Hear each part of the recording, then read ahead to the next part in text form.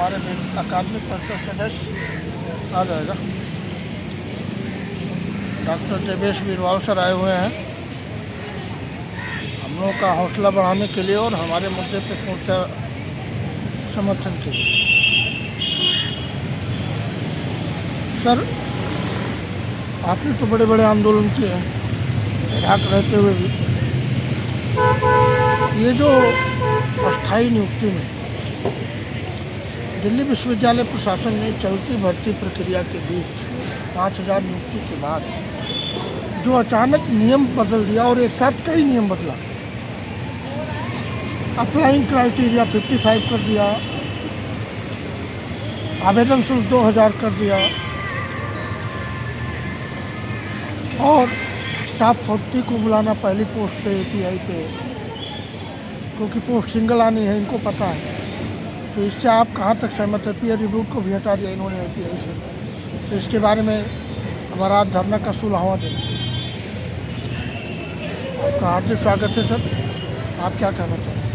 देखिए, मैं यही कहूँगा कि बीइंग अ फैकल्टी मेंबर और खुद एक असिस्टेंट प्रोफेसर हूँ, तो शिक्षक हितों के साथ साथ मैं छात्र हितों के लिए भी कहीं ना कहीं चिंतित हूँ, क्योंकि इन सब कारणों से कहीं ना कहीं वो एक अच्छे शिक्षक के लिए वंचित हो सकते हैं। ठीक है, क्योंकि API जो है वो बहुत ही सब्जेक्टिव क्राइटेरिया है। किसी की PhD है तो क्या वो गुणवत्ता है उसके अंदर, या जिसको 50 साल का गेस्ट एक्सपीरियंस है जिसका कोई पॉइंट नहीं है, ठीक है, या 10 साल का गेस्ट एक्सपीरियंस है और कोई पॉइंट नहीं है, उसको उसकी गुणवत्ता हम बिल्कुल नहीं मान रहे हैं।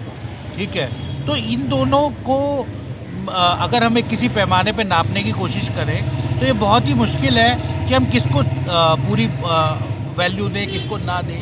इसी तरह से जिस तरह से अभी हमारे आपने पूछा मेरे से कि peer review versus Scopus versus दी UGC केयर। अब UGC केयर 2018 में आया, ठीक है, और 2022 में उसको स्क्रैप कर दिया गया। 18 से पहले जिस लोगों ने आर्टिकल छपवाए, ठीक है, उसके ऊपर यूनिवर्सिटी का कोई अभी तक पहलू नहीं है। अब वहाँ तो UGC नहीं था, कोई बैकडेट में जाके तो नहीं सोच सकता था कि कौन सा जर्नल UGC होगा और कौन सा नहीं होगा। उससे पहले जिन्होंने आर्टिकल छपवाए वो नहीं काउंट हो सकते। उसके बाद अब जब UGC है ही नहीं और जब UGC लिस्ट थी तो वो निरंतर उसमें एडिशन या सब्ट्रैक्शन करता रहता था आर्टिकल का। अब वो प्रोसेस नहीं है, तो लास्ट जो जर्नल गलती से अगर UGC लिस्ट में आ गया या जस्ट गलती से कहीं बाहर हो गया, अब उनके बीच में चयन करना बड़ा मुश्किल है। तो UGC लिस्ट जब है ही नहीं तो कोई और क्राइटेरिया यूनिवर्सिटी को सोचना पड़ेगा। स्कोपस कहीं ना कहीं एक मार्केट है, ठीक है। अब उसमें आप ये देखेंगे कि इंडिया के जर्नल है ही कितने, बहुत सारे जर्नल तो US UK और बहुत सारे और इंटरनेशनल जर्नल्स हैं जो आपसे सब्सक्रिप्शन फ़ीस लेते हैं। अगर कोई ऑथर अपना पेपर डालना चाहता है तो वो 2-2 लाख तक की ओपन एक्सेस जर्नल की फ़ीस लेते हैं आपसे। और इससे कहीं ना कहीं वो साथी, बिकॉज मैं भी असिस्टेंट प्रोफेसर, 1 लाख तो मेरी सैलरी है, अगर मुझे एक आर्टिकल छपवाने के लिए 2 लाख देने पड़ेंगे तो शायद मैं उन जर्नल्स को इग्नोर करूँगा और उनकी जगह किसी और जर्नल में अपना आर्टिकल छपवाऊँगा जो कम पैसे या बिना पैसे के लिए करे। अगर वो बिना पैसे के लिए कर रहा है तो वो अपने सब्सक्राइबर से पैसा लेगा, तो वो कहीं ना कहीं छात्र के ऊपर बर्डन है। जो हम कभी अपने छात्र रहते हुए 5 रुपये, 10 रुपये, 15 रुपये की जर्नल में हम लोग आर्टिकल पढ़ लेते थे, आज वही आर्टिकल वही जर्नल की वैल्यू 250, 500, 1000 तक है। तो आप सोचिए, मुझे एक आर्टिकल के लिए 500 रुपये, 1000 रुपये अगर पे करने पड़ेंगे तो कितने गरीब घर के बच्चे, स्टूडेंट्स उसको पढ़ पाएंगे, उन आर्टिकल को एक्सेस कर पाएंगे। तो कहीं ना कहीं ये एक शोध के ऊपर, एक रिसर्च के ऊपर एक प्रहार है, एक कहीं ना कहीं वो है।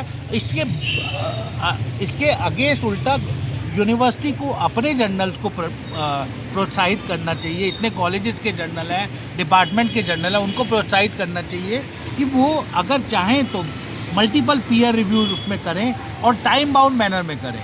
1 महीने के अंदर, 1.5 महीने के अंदर वो शोधकर्ता को बताएं कि आपकी रिसर्च में ये खामियां हैं, उसको वो पूरा करें और जल्दी से सबमिट करें, ताकि मल्टीपल रिसर्च जल्दी से जल्दी हो सके और उसमें कोई विलम्ब ना हो।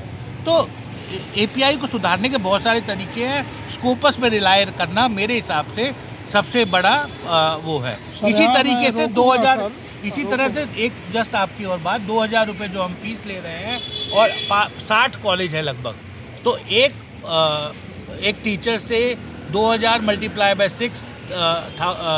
60 कॉलेजेस, तो लगभग 12-15 हज़ार रुपये आपने एक बार के ले लिए। और हर साल क्योंकि इंटरव्यू होते नहीं है, तो हर साल बाय हर साल, तो ये कहीं ना कहीं इस पर प्रहार है। मुझे लगता है इसको नहीं होना चाहिए। सर इन्होंने जो नया रूल बनाया 2023 में, हाँ जी।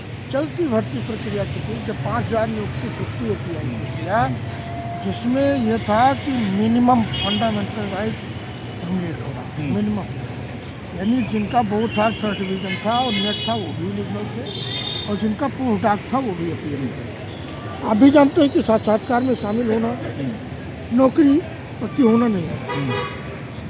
ऐसे में जब इन्होंने नियम चेंज किया, अचानक 9000 कैंडिडेट मेरे सर्वे में,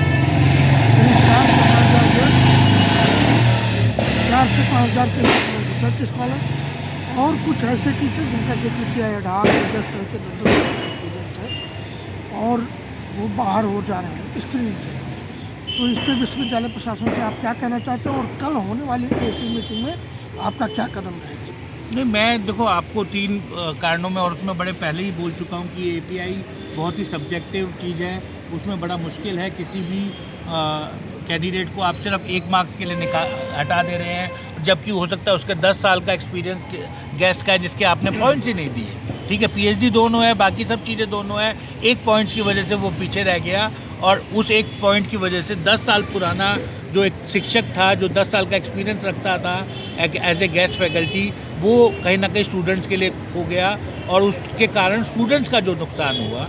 तो हमें अच्छे टीचर का चयन करने के लिए अगर थोड़ा सा ज़्यादा समय लगाना पड़ रहा है, हमें 40 की जगह 60 या 80 टीचर या 100 टीचर का भी इवन अगर हमें इंटरव्यू करना पड़ रहा है 2 दिन 3 दिन, तो इसमें हमें क्या प्रॉब्लम है? तो मुझे लगता है कि टाइपिंग में रखते हैं 40 या 50 कैंडिडेट छात्रों को, क्योंकि UGC लोकेशन 2018 का हुआ, जैसे ये सुशीला वर्षन नहीं, मैं इसीलिए मैं कह रहा हूँ कि कोई कैपिंग ना लगा के सभी को आपको देना चाहिए। ये चांस सबका अधिकार है, ठीक है, और इसीलिए इसको सबको बुलाना चाहिए आपको, और सब उसमें आए, आप उनमें से चयन कीजिए। आपके पास हर तरीके का क्राइटेरिया, उसमें आप देखिए कि कौन अच्छा है कौन बुरा है। और उसको भी मैं तो यही कहूँगा, क्योंकि कहीं ना कहीं इंटरव्यू बहुत ही सब्जेक्टिव हो जाता है, उसमें भी कहीं ना कहीं हमें और देखने की ज़रूरत है कि हम क्या मेथड लगा सकते हैं जिसके हिसाब से एक अच्छे शिक्षक का चयन कर सके। और कोई भी प्रक्रिया के बीच में कोई भी नियम लाना, ये कहीं ना कहीं कानूनन सही नहीं है, और ये उन टीचर के साथ प्रहार है। धन्यवाद सर।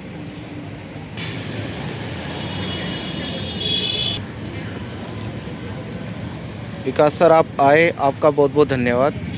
कल सर ऐसी मीटिंग है, हमारे कुछ ये मुद्दे हैं, 50 अंक API वाला, SOL और NC वेब का जो 2500 रुपये की हमारी डिमांड है वो है, फीस वृद्धि जो उन लोगों ने की है उसको कम करें वो एक डिमांड है, और एक जो बेहद मुद्दा बेहद गर्म है इस वक्त API वाला, उस पर आपकी क्या विचार है? देखिए, धन्यवाद। मैं दूसरी बार यहाँ पर आया हूँ, 14वें दिन आया था और आज 16वें दिन आया हूँ। आप लोगों को मैंने पहले भी मुबारकबाद दी थी कि आप इतने संघर्ष कर रहे हैं, क्योंकि आज आप संघर्ष कर रहे हैं तो तभी आप ही लोग जो हैं कल इस यूनिवर्सिटी को संभालने वाले लोग हैं। कल की जो मीटिंग है 5 तारीख की एकेडमिक काउंसिल की, मैं आपको पहले तो ये बताना चाहता हूँ कि मैं लगभग इन सभी मुद्दों को पहले भी 2 मीटिंगों में रख चुका हूँ, लेकिन अब चूँकि 2 महीने से तत्कालिक रूप से कुछ नए परिवर्तन हुए हैं जिसमें API को बढ़ा दिया गया है। अभी मैं दिवेश बिरबाल सर को भी सुन रहा था, उन्होंने कहा कि API एक सब्जेक्टिव मुद्दा है। बिल्कुल सही बात है कि आप इसलिए केवल किसी को अलग कर देंगे कि उसके कुछ पॉइंट्स कम हैं और उसको मौका नहीं देंगे। एक तरीके से ये UGC के जो गाइडलाइंस हैं, जो 2018 का नियम है, और असिस्टेंट प्रोफेसर बनने की जो उन्होंने अहर्ताएँ रखी हैं, उसका भी एक तरीके से उल्लंघन है। हम देखते हैं कि पिछले 4-5 वर्षों से पहले MA और नेट करके लोग लग जाया करते थे। इनडायरेक्टली यूनिवर्सिटी ये कह रही है कि आपको PhD करनी ही पड़ेगी। क्या PhD करना इस बात का निर्धारण करता है कि आप रिसर्च अच्छी करते हैं या आप शिक्षक भी अच्छे हो सकते हैं। तो इनडायरेक्टली इसमें बहुत सारी चीज़ें इन्वॉल्व हैं। मैं कहना चाहता हूँ कि 55 जो API किया है, इससे बहुत सारे अच्छे जो छात्र होंगे, अच्छे अभ्यर्थी होंगे, जो शिक्षक बनने वाले हैं, उनको मौका नहीं मिलेगा, जो कि बिल्कुल गलत है। दूसरी बात आपने वो पूछी है मुझसे कि 2500 कर देना चाहिए SOL, और जो दूसरे उसमें एक जो मतलब NC वेब वगैरह में बिल्कुल सही मांग है। हम देखते हैं कि पहले 1000 था, पिछले कुछ सालों पहले 1500 हुआ, लेकिन जिस कदर महंगाई बढ़ रही है और 8-10% की दर से जो इन्फ्लेशन बढ़ रही है, हम समझते हैं कि 2500 रुपये बिल्कुल ठीक मांग है आपकी, और वो हो जाना चाहिए। और वो भी इसलिए क्योंकि आप पूरे साल इनको पढ़ाने का मौका नहीं देते। साल के कुछ महीने वो भी ये लोग सप्ताह के अंत में, यानी कि वीकेंड्स में ये क्लासेस होती हैं, तो ये बहुत कम क्लासेस होती हैं। तो 2500 रुपये बिल्कुल जायज़ मांग है। हम लोग उसको बहुत अच्छे तरीके से, मैं भी और दूसरे लोग भी इसको अच्छे से उठाएंगे। इसके अलावा आप 40 के बैरिकेडिंग पे आप क्या कहना चाहते हैं? इन्होंने 5000 नियुक्ति कर लिया, और उसमें इन्होंने मिनिमम ह्यूमन राइट्स का वायलेशन या फंडामेंटल राइट का वायलेशन किया। उसमें UGC रेगुलेशन का सम्मान था। UGC कहता है कि MA 55 हो और नेट हो, रिजर्व कैटेगरी के लिए 50 हो और नेट हो, उसमें PhD वाला पोस्टडॉक दोनों आते थे। ये 40-20 का बैरिकेडिंग करके इन्होंने 9000 लोगों को डिबार कर दिया, और वो परेशान है। बिल्कुल सही, नहीं देंगे।